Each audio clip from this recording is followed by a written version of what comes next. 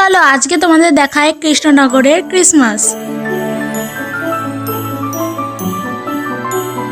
তো তার জন্য প্রথমে আমি কৃষ্ণনগর স্টেশনে চলে এসেছি, আর এইখান থেকে বেরিয়ে টোটো করে চলে যাচ্ছিলাম চার্চের সামনে। চার্চের রাস্তায় একটা ITI পড়ে, যেখানে এত সুন্দর করে সাজানো হয়েছিল ক্রিসমাসের জন্য।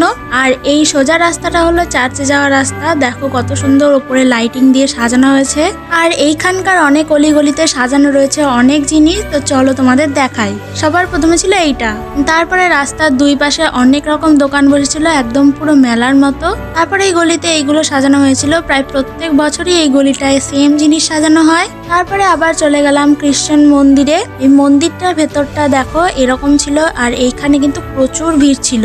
আর মন্দিরের একদিকে এই ছোট্ট যিশুটা তৈরি করেছে। তারপরে আমি চলে আসি এই মন্দিরের বাইরের দিকে একটু ছবি তুলতে। এইখানে দেখো অনেকে ছবি তুলছে, এখানে দেখো অনেকে নানান জায়গায় দাঁড়িয়ে কিন্তু ছবি তুলছিল। তারপরে চলে গেলাম মেন চার্চের সামনে। এইখানে কিন্তু বড় একটা মাঠ রয়েছে, আর এইখানে দেখো এই জিনিসগুলো খুবই সুন্দর সাজানো হয়েছিল। এইখানেও লোকজন ছবি তুলছিল।